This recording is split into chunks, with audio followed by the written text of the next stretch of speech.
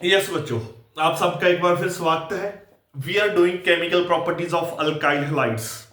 Alkyl halides में हम बच्चे न्यूक्लियोफिलिक सब्स्टिट्यूशन रिएक्शंस कर रहे थे। तो हमने न्यूक्लियोफिलिक सब्स्टिट्यूशन रिएक्शंस देख ली थी। अगर लास्ट में, if I am not mistaken, हमने लास्ट क्लास में nucleophilic substitution reaction of alkyl halides with potassium cyanide देखी थी। तो आज हम nucleophilic substitution reaction of alkyl halides with silver cyanide देखने जा रहे हैं। तो अगर मैं आपको पिछले वाली न्यूक्लियोफिलिक सब्स्टिट्यूशन रिएक्शन बच्चों थोड़ा सा याद करवाऊं, तो बिकॉज ये उससे मिलती जुलती है, तो हमने देखा था कि जब एक अल्काइल हैलाइड को, मेरे पास अल्काइल हैलाइड था, जब मैं उसको पोटाशियम साइनाइड के साथ रिएक्ट करता था अल्कोहलिक कंडीशन में, तो मैं देखता था कि मेरे पास जो अल्काइल साइनाइड था वो मेजर प्रोडक्ट बनता था RCN प्लस पोटाशियम हैलाइड बन जाता था KX। तो alkyl cyanide it was the major product, ये मेरे पास बनता था। और अगर मैं बात करूं कि मेरे पास एक माइनर प्रोडक्ट भी बनता होता था, शायद मैंने वहां पर मेंशन नहीं किया, आप सुन लेना। एक मेरे पास माइनर प्रोडक्ट भी बनता होता था, वो था RNC अल्काइल आइसोसाइनाइड। कहने का मतलब जो साइनाइड न्यूक्लियोफाइल है, जो CN नेगेटिव न्यूक्लियोफाइल है, ये एक एम्बीडेंटेट न्यूक्लियोफाइल है। मतलब ये कार्बन के थ्रू भी ज्वाइन कर सकता है अल्काइल की कार्बन के साथ, ये नाइट्रोजन के थ्रू भी ज्वाइन कर सकता है अल्काइल की कार्बन के साथ। तो मतलब जो साइनाइड CN नेगेटिव न्यूक्लियोफाइल है ना, नाइट्राइल या साइनाइड आयन बोल दो, ये एक एम्बीडेंटेट न्यूक्लियोफाइल है। It can link through carbon, it can link through nitrogen. But जब मैं अल्काइल हैलाइड्स की पोटाशियम साइनाइड के साथ रिएक्शन करवाता था, तो जो साइनाइड नेगेटिव आयन है, CN आयन है, इसकी लिंकेज अल्काइल की कार्बन के साथ थ्रो कार्बन ही होती थी। साइनाइड की कार्बन इसके थ्रू ही होती थी। ये क्यों होती थी ये मैं आगे बताऊंगा आपको। तो इसीलिए मेजर प्रोडक्ट जो बनता था तो वो अल्काइल साइनाइड बनता था, पर एक थोड़ा बहुत माइनर प्रोडक्ट भी बन जाता था कि जो नाइट्रोजन के थ्रू लिंकेज हो रही है, alkyl isocyanide. So that was the product formation during the reaction with the potassium cyanide. पर जब मैं सिल्वर साइनाइड के साथ अल्काइल हैलाइड्स की रिएक्शन करता हूं, तो आपको पता है कि एक न्यूक्लियोफिलिक सब्स्टिट्यूशन रिएक्शन होनी है। मतलब जो साइनाइड ग्रुप है, CN ग्रुप है, उसने अल्काइल के साथ आना है, हैलाइड आयन रिप्लेस कर दिया जाएगा। पर यहां पर सिल्वर साइनाइड के साथ रिएक्शन करने के दौरान मैं क्या देखता हूं बच्चों, जो मेरा अल्काइल आइसोसाइनाइड है, ये मेरा एज ए मेजर प्रोडक्ट बनता है। तो let us see the reaction देखते हैं। I was having alkyl halide RX। तो जैसे ही मैं सिल्वर साइनाइड के साथ इसकी रिएक्शन करता हूं in alcoholic medium, ethyl alcohol in water, और मैं हीट करता हूं मिक्सचर को, तो होता क्या है, ये जो न्यूक्लियोफाइल है, इस न्यूक्लियोफाइल की लिंकेज, लिंकेज थ्रू नाइट्रोजन होती है। तो मेरे पास जो मेजर प्रोडक्ट बनता है दैट इज अल्काइल आइसोसाइनाइड। जब सिंपली हम डिस्कशन करेंगे कि अल्काइल आइसोसाइनाइड बनता है न्यूक्लियोफिलिक सब्स्टिट्यूशन रिएक्शन होने के बाद, साथ में सिल्वर हैलाइड की फॉर्मेशन हो जाती है एज ए साइड प्रोडक्ट। तो बच्चे दिस इज द डिफरेंस कि जब मैं अल्काइल हैलाइड्स को पोटाशियम साइनाइड के साथ रिएक्ट करता हूं, न्यूक्लियोफिलिक सब्स्टिट्यूशन रिएक्शन होकर अल्काइल साइनाइड की फॉर्मेशन होती है। पर जब मैं अल्काइल हैलाइड्स को silver cyanide in alcoholic medium react करवाता हूं, तो अल्काइल आइसोसाइनाइड्स की फॉर्मेशन होती है as a major product. Alkyl cyanide अगर बनता भी है तो वो एक माइनर प्रोडक्ट होगा, अगर अल्काइल साइनाइड बनता भी है बच्चों तो एक वो माइनर प्रोडक्ट होगा। अब ऐसा क्यों होता है, व्हाट इज द रीजन कि जब मैं सिल्वर साइनाइड के साथ रिएक्ट करवाता हूं अल्काइल हैलाइड्स को तो अल्काइल आइसोसाइनाइड बनते हैं, पर जब मैं पोटाशियम साइनाइड के साथ रिएक्ट करवाता हूं अल्काइल हैलाइड्स को तो अल्काइल साइनाइड्स बनते हैं। इसके पीछे रीजन क्या है, वो रीजन बच्चे मैं अब आपको एक्सप्लेन करने जा रहा हूं, आप लोगों ने ध्यान से सुननी है मेरी बात। तो let us see what is happening, what is the reason. सबसे पहले तो रिएक्शन नोट डाउन कर लो। अगर आपको एक पर्टिकुलर रिएक्शन चाहिए स्पेसिफिक, ये तो मैंने जनरल रिएक्शन बताई, स्पेसिफिक भी आपको बता देता हूं with silver cyanides. Let us see, पहले एक स्पेसिफिक रिएक्शन देख लो। अल्काइल हैलाइड था, मान लीजिए आपका इथाइल ब्रोमाइड C2H5Br। तो जैसे ही आपने AgCN के साथ रिएक्शन करवाई इन अल्कोहलिक मीडियम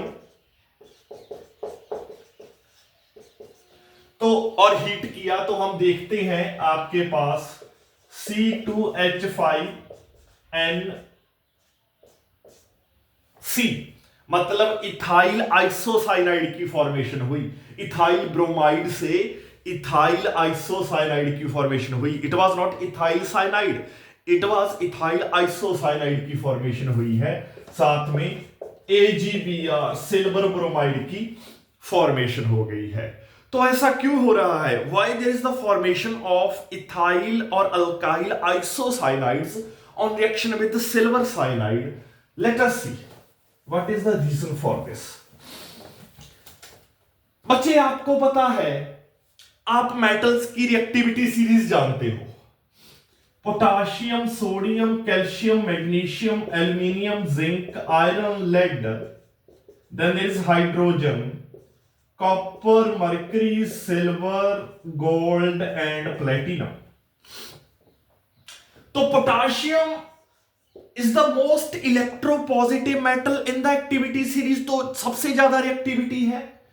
तो मतलब जब पोटाशियम के साथ CN आयन ज्वाइन होकर पोटाशियम साइनाइड बनाएगा, जब KCN बनेगा, ये KCN एक आयनिक कंपाउंड होगा। क्यों? Because potassium is the most electro positive metal, ठीक है, और साइनाइड एक इलेक्ट्रोनेगेटिव आयन है। तो ये जो कंपाउंड बनना है यहां पर, ये प्योरली आयनिक कंपाउंड होगा जो डिसोसिएट करेगा आयंस में। तो डिसोसिएट करने के बाद आप देखोगे कि K पॉजिटिव और CN नेगेटिव आयन बनेगा। तो जब ये KCN आयंस में डिसोसिएट हो गया, CN नेगेटिवली चार्जड आयन बन गया। अगर मैं इसको थोड़ा सा और एक्सप्लोर करूं तो this ion will be like this after dissociation into ions, ये आपको ऐसा नजर आएगा। अब देख रहे हो कि लोन पेयर कार्बन के पास भी है, a pair of electrons carbon के पास भी है, और ए पेयर ऑफ इलेक्ट्रॉन्स और लोन पेयर नाइट्रोजन के पास भी है।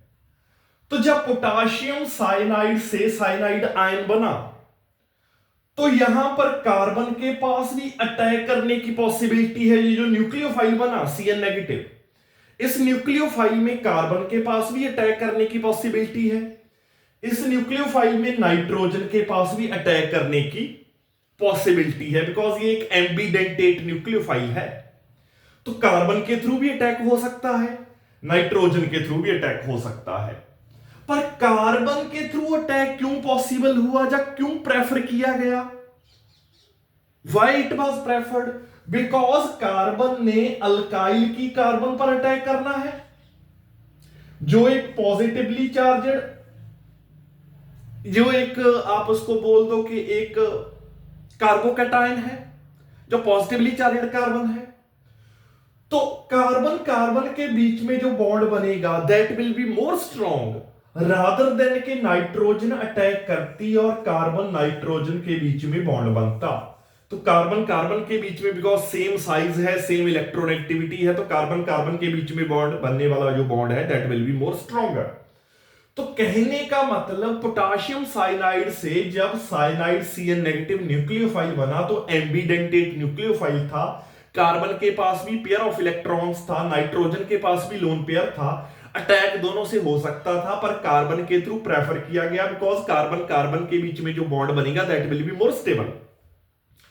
बट सिल्वर साइनाइड से जब जब साइनाइड आयन अलग होगा बच्चों, तो सिल्वर और साइनाइड के बीच में, सिल्वर और साइनाइड की जो कार्बन है उनके बीच में जो बॉन्ड है बच्चों, that bond is a covalent bond. क्यों? बिकॉज सिल्वर मेटल आप देखो at the bottom of the activity series पड़ी है, तो इसमें तो कोवेलेंट करेक्टर आ गया है। ये कोई बहुत ज्यादा इलेक्ट्रोपॉजिटिव मेटल नहीं रही है, बिकॉज जो इलेक्ट्रोकेमिकल सीरीज में metals at the bottom present होती हैं, उनके पास इलेक्ट्रॉन गेन करने की एबिलिटी आ जाती है, रिड्यूस होने की एबिलिटी आ जाती है, नॉन मेटालिक करेक्टर आ जाता है। तो सिल्वर के पास नॉन मेटालिक करेक्टर है। पोटाशियम तो एक कंप्लीट एक प्योर मेटल है, तो सिल्वर के पास सिंस नॉन मेटालिक करेक्टर आ गया है, तो सिल्वर और साइनाइड के बीच में जो बनने वाला बॉन्ड है वो कोवेलेंट बॉन्ड है। तो जब कोवेलेंट बॉन्ड ब्रेक करेगा और साइनाइड आयन इससे बनेगा, तो जो कोवेलेंट बॉन्ड ब्रेक होने से जो साइनाइड आयन बना था, तो इसमें अगर देखो तो lone pair will be with nitrogen only, the pair of electrons is only with nitrogen only. तो यहां इस न्यूक्लियोफाइल के पास कोई चारा नहीं है एक्सेप्ट इलेक्ट्रॉन का अटैक है जो वो नाइट्रोजन से हो, बिकॉज सिल्वर साइनाइड एक कोवेलेंट कंपाउंड है। इसीलिए जब ये अल्काइल हैलाइड्स के साथ रिएक्शन करेगा तो अल्काइल आइसोसाइनाइड्स बनाएगा। बट पोटाशियम साइनाइड एक आयनिक कंपाउंड है, इसीलिए जब अल्काइल हैलाइड्स के साथ पोटाशियम साइनाइड रिएक्ट करेगा तो ऑलवेज अल्काइल साइनाइड्स की फॉर्मेशन होती है।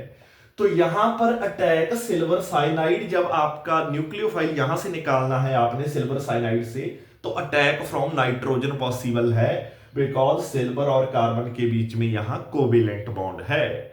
सिल्वर का जो रिडक्शन पोटेंशियल है वो ज्यादा होने की वजह से सिल्वर का रिडक्शन पोटेंशियल बढ़ गया है, बट पोटाशियम का रिडक्शन पोटेंशियल उतना नहीं था, रिड्यूस होने की एबिलिटी उतनी नहीं थी। तो that was the reason alkyl isocyanides बनते हैं जब सिल्वर साइनाइड को बच्चे हम अल्काइल हैलाइड से ट्रीट करते हैं। ठीक है बच्चे, तो जैसे अब थोड़ा सा यहां तक तो आपको क्लियर हो गया होगा कि अल्काइल आइसोसाइनाइड्स क्यों बनते हैं। आगे थोड़ा सा हमने और देखना है कि जब अल्काइल आइसोसाइनाइड्स जैसे अल्काइल साइनाइड बनते थे, तो वो आगे बहुत सारे प्रोडक्ट्स बनाते थे, सिंथेटिक मटेरियल के तौर पर यूज होते थे बहुत सारे अदर प्रोडक्ट्स, जैसे उनकी रिडक्शन होती थी, उनका पार्शियल हाइड्रोलिसिस, उनका कंप्लीट हाइड्रोलिसिस करवा के हम डिफरेंट डिफरेंट प्रोडक्ट बनाते थे। तो अल्काइल आइसोसाइनाइड से भी हम इनका हाइड्रोलिसिस करवाकर, इनकी रिडक्शन करवाकर डिफरेंट प्रोडक्ट्स बना सकते हैं। वो प्रोडक्ट देखते हैं बच्चे हम क्या क्या बना सकते हैं। यस, तो आगे इनकी एप्लीकेशंस देखते हैं। तो सबसे पहली एप्लीकेशंस है रिडक्शन। बच्चे, जब मैं अल्काइल आइसोसाइनाइड्स को रिड्यूस करता हूं इन the presence of suitable reducing agents, तो याद रखना आपके पास सेकेंडरी अमाइंस की फॉर्मेशन होती है, वहां पर प्राइमरी अमाइंस की फॉर्मेशन होती थी अल्काइल साइनाइड्स की रिडक्शन से, यहां पर सेकेंडरी अमाइंस की फॉर्मेशन होती है अल्काइल आइसोसाइनाइड्स की रिडक्शन से। देख लेते हैं, मेरे पास इथाइल आइसोसाइनाइड था, this was my ethyl isocyanide. मैंने रिडक्शन करवाई इन the presence of suitable reducing agent निकल और प्लेटिनम और प्लेडियम, हाइड्रोजन की एडिशन करवाई, हाइड्रोजनेशन करवाई निकल और प्लेटिनम और प्लेडियम की प्रेजेंस में। तो मैं क्या देखता हूं बच्चे, there is the formation of C2H5 NH single bond CH3, so that is the secondary amine, ethyl methyl amine और secondary amine, which is it is also called ethyl, इसका नेम क्या बन जाएगा, मिथाइल अमाइन, और simply you can call it secondary amine. ठीक है बच्चे, तो यहां पर हम इनकी रिडक्शन करवा के, अल्काइल आइसोसाइनाइड्स की रिडक्शन करवा के इनसे हम सेकेंडरी अमाइंस की फॉर्मेशन कर सकते हैं। हम प्राइमरी अमाइंस की फॉर्मेशन भी कर सकते हैं। प्राइमरी अमाइंस की फॉर्मेशन कब होगी? जब हम उनका हाइड्रोलिसिस करवाएंगे, कंप्लीट हाइड्रोलिसिस करवाएंगे। तो सेकंड एप्लीकेशन हम वही देख रहे हैं, the hydrolysis of alkyl isocyanide. तो क्या बनाएगा हमारे पास, लेट अस सी। यस, तो second application of alkyl isocyanide is there hydrolysis. तो बच्चे जब मैं अल्काइल आइसोसाइनाइड्स का हाइड्रोलिसिस करवाता हूं इन the presence of dilute mineral acid like dilute HCl, तो आप देखोगे कि प्राइमरी अमाइन की फॉर्मेशन होती है और साथ में फॉर्मिक एसिड बनता है। लेट अस सी, मेरे पास है जी ethyl isocyanide. Imagine I am having ethyl isocyanide. Ethyl isocyanide का मैंने करवाया है जी complete hydrolysis in the presence of dilute mineral acid which is dilute HCl।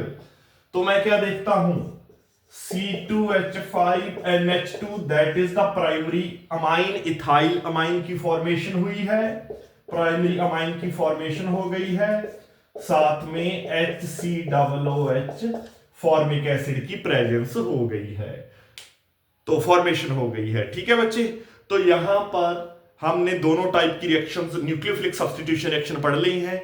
Alkyl halides की पोटाशियम साइनाइड अल्कोहलिक के साथ रिएक्शन न्यूक्लियोफिलिक सब्स्टिट्यूशन, और alkyl halides की silver cyanide के साथ न्यूक्लियोफिलिक सब्स्टिट्यूशन रिएक्शन। अगली क्लास में मिलते हैं बच्चों।